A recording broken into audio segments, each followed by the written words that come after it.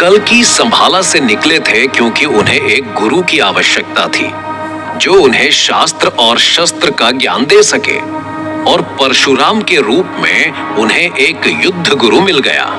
परशुराम ने कल्की से महेंद्रगिरी पर्वत मतलब ओडिशा की ओर चलने के लिए कहा और कल्की तैयार हो गए। महेंद्रगिरी पर्वत पहुंचकर परशुराम ने कल्की से कहा, महाभारत काल के बाद मैं इसी महेंद्रगिरी पर्वत में लगातार तपस्या कर रहा हूं और तुम्हारी ही प्रतीक्षा में मैं यहाँ रुका हुआ था। अब तुम यहाँ वेद अध्ययन करोगे। इसके साथ ही तुम वो सारे शास्त्र पढ़ सकते हो जो पढ़ना चाहते हो। अनंत और शेष कल्की की इस यात्रा में होकर भी कल्की से बहुत दूर थे। अनंत सपने के द्वारा सब कुछ देख सकता था, लेकिन जो घटनाएं हो रही थीं, उसमें किसी भी तरह से सम्मिलित नहीं हो सकता था। कल्की पुराण में भगवान परशुराम और कल्की की शिक्षा की बात की गई है, जिसके अनुसार परशुराम ने कल्की को न सिर्फ वेद और शास्त्रों का ज्ञान दिया, बल्कि उन्हें धनुर्विद्या का ज्ञान भी दिया और बहुत सारे ऐसे अस्त्र शस्त्र दिए जो महाभारत और रामायण काल के बाद न जाने कहां गायब हो गए थे। एक लंबे समय तक कल्की ने परशुराम को अपना गुरु मानकर उनसे शिक्षा ली। लंबी शिक्षा के बाद एक समय ऐसा आया जब कल्की श्री कृष्ण की तरह 64 कलाओं से संपूर्ण हो चुके थे, अर्थात उन्हें अस्त्र शस्त्र और हर तरह की विद्या का ज्ञान प्राप्त हो चुका था। लेकिन अभी भी बहुत कुछ बाकी था। कल्की ने देखा कि सामने से श्री हनुमान और अश्वत्थामा दो अलग अलग दिशाओं से उनकी ओर आ रहे थे। अश्वत्थामा को देखकर तो जैसे अनंत डर गया और उसने फुसफुसाते हुए शेष से कहा, ये कौन है? कितने लंबे चौड़े हैं, चेहरे पर इतना तेज, पर सर पर ये घाव कैसा? ये द्रोणाचार्य के पुत्र अश्वत्थामा है। तुम सवाल मत पूछो, बस देखते जाओ। कल्की की इस यात्रा में अश्वत्थामा एक अहम भूमिका निभाने वाले। अश्वत्थामा को देखते ही परशुराम ने कल्की का परिचय अश्वत्थामा से करवाया और फिर अश्वत्थामा ने कल्की के सामने आकर उन्हें ब्रह्मास्त्र और ब्रह्मशिरा के दिव्य मंत्रों का ज्ञान दिया। मैंने अभी अभी जो मंत्र आपको दिए हैं वो ब्रह्मास्त्र और ब्रह्मशिरा के दिव्य मंत्र हैं, जिनका आवाहन करने से ये दोनों अस्त्र आपके सामने आ जाएंगे।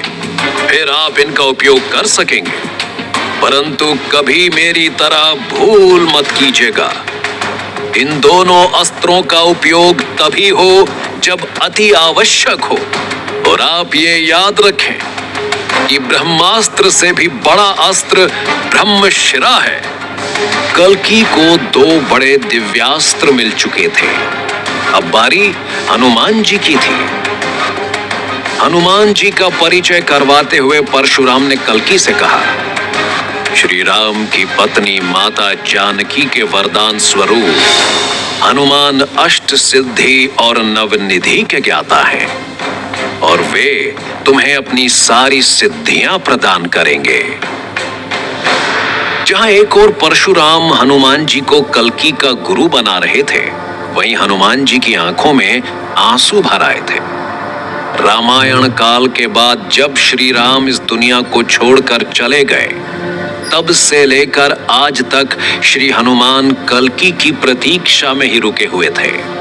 उन्होंने कल्की को देखते ही उन्हें वापस अपने कंधे पर बिठा लिया और उनसे कहा, आज आपको अपने कंधे पर बैठाकर मुझे ऐसा प्रतीत हो रहा है मानो जैसे श्री राम को मैंने वापस अपने कंधे पर बिठा लिया हो।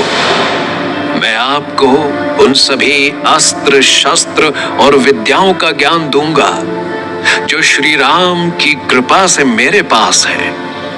अनंत और शेष थोड़ी दूर से ये सब कुछ देख रहे थे। अनंत को अपने सपने की याद आ रही थी। अनंत ने शेष से तुरंत पूछा, परशुराम, अश्वत्थामा और हनुमान तो आ गए, पर बाकी चिरंजीवियों का क्या? वो कब आएंगे? सब आ जाएंगे, थोड़ा इंतजार तो करो।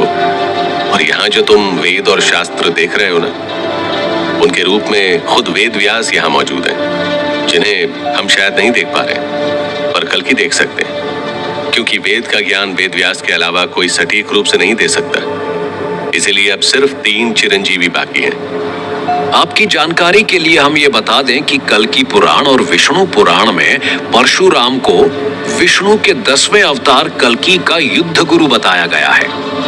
कल्कि पुराण के साथ हिंदू धर्म के अन्य शास्त्रों में ये कहा जाता है कि 7 चिरंजीवी कल्कि को अस्त्र शस्त्र का ज्ञान देने के साथ साथ युद्ध में उनकी सहायता भी करेंगे।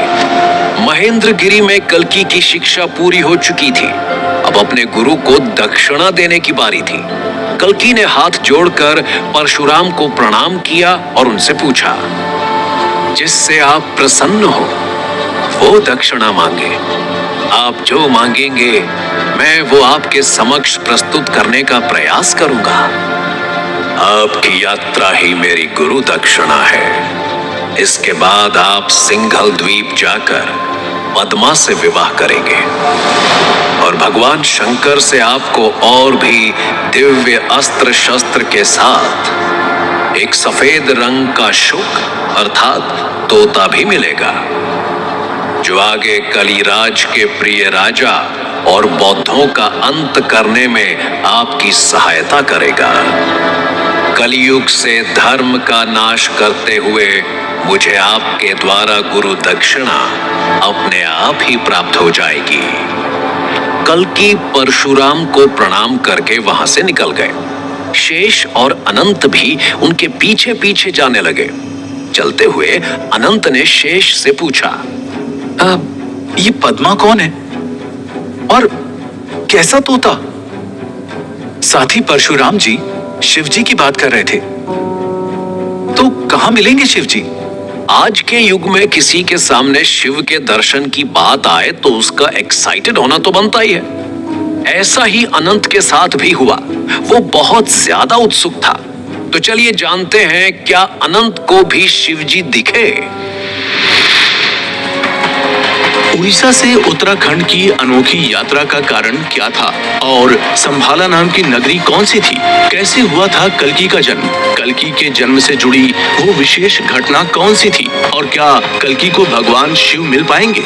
जानने के लिए सुनते रहिए हमारे शो का अगला एपिसोड।